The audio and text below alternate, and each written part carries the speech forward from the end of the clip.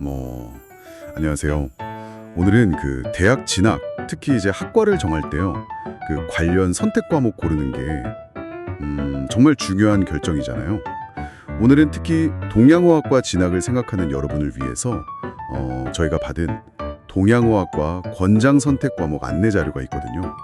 이걸 같이 보면서 마치 좀 경험 많은 선생님처럼 어떤 준비가 필요할지 좀 깊이 있게 파고 들어볼까 합니다. 네, 그래서 오늘 목표는 이 자료를 통해 동양어학과가 어떤 역량을 중요하게 보고 또 고등학교 때 어떤 과목으로 그 기반을 다지면 좋을지 이걸 좀 확실히 알아보는 거예요. 네, 맞습니다. 이 안내 자료를 보면요. 동양어학과가 단순히 그냥 외국어만 잘하는 사람을 키우는 곳은 아니더라고요. 그 목표 자체가 동양 각국의 언어는 물론이고 역사, 문화까지 깊이 이해해서 뭐랄까 국제적인 감각을 갖춘 전문가, 이걸 키우는 데 있거든요. 혹시 새로운 세계에 대한 호기심이 많거나 아니면 언어 그 자체의 구조 같은 거에 흥미를 느끼는 학생이라면 정말 잘 맞을 수 있는 분야죠. 좋습니다. 그럼 이제 구체적으로 어떤 과목들이 여러분의 길잡이가 될 수 있을지 이 안내 자료를 보면서 좀 자세히 들여다볼까요? 자, 먼저 일반 선택 과목 예시부터 볼게요.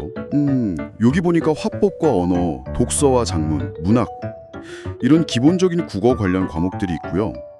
또 세계 시민과 지리, 세계사, 사회와 문화, 제2외국어, 한문 이런 것들이 있네요. 그러니까 기본적인 인문학적 소양, 언어 능력, 그리고 동양 문화권에 대한 어떤 배경 지식 이런 걸 쌓는 데 도움이 되는 과목들인 것 같아요. 그렇죠. 맞아요. 바로 그 점이 중요합니다.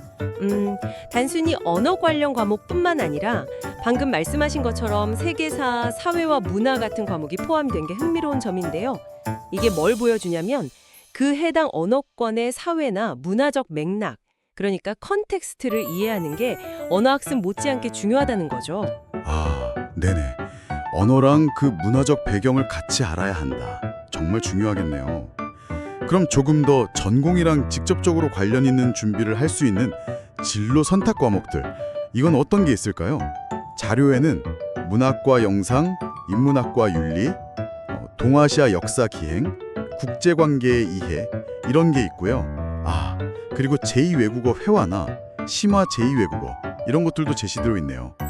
이건 정말 대학 공부하고 직접 연결될 것 같은 느낌인데요. 그렇습니다. 훨씬 더 좀 심화되고 구체적인 탐구가 가능한 과목들이죠.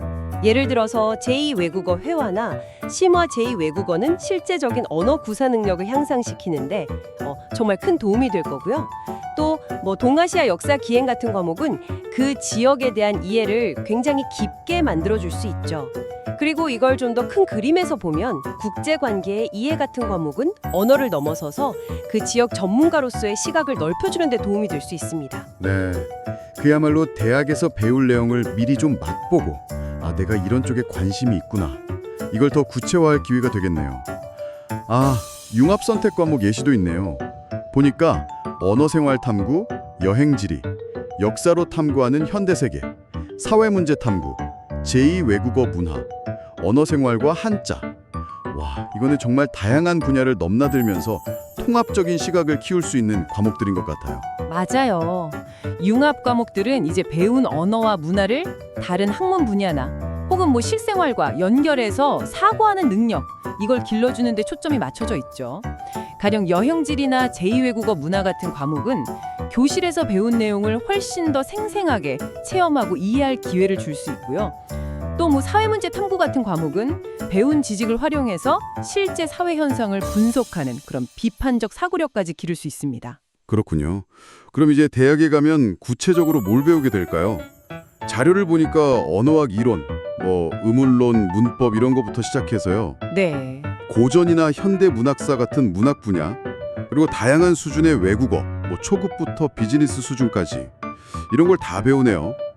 그리고 중요한 정보가 있는데 동양어학과라고 해서 일본어, 중국어만 있는 게 아니라 미얀마어, 베트남어, 태국어 아랍어 같은 특수 외국어를 다루는 학과들도 꽤 있다는 점, 이것도 알아두면 좋겠고, 서울, 수도권, 비수도권 여러 대학에 관련 학과가 개설되어 있다는 정보도 유용하네요. 네, 그렇습니다. 그리고 졸업 후 진로를 보면 이게 또 상당히 넓어요. 교육계는 물론이고 방송계, 광고, 홍보, 출판계, 특히 통번역과 같은 직업이 여기 속하겠죠. 오늘 저희가 이 동양어학과 권장 선택 과목 안내 자료를 바탕으로 동양어학과 진학을 위한 고등학교 선택 과목에 대해 자세히 알아봤습니다. 여기에 제시된 과목들은 여러분이 해당 분야의 기초를 탄탄하게 다지는데 참고할 수 있는 아주 좋은 예시들이라고 생각해요. 네, 그런데 가장 중요한 것은요. 이 안내 자료, 그러니까 저희가 참고한 동양어학과 권장 선택 과목 안내 PDF 파일 있잖아요. 이 자료가 물론 좋은 길잡이가 될 수 있지만요.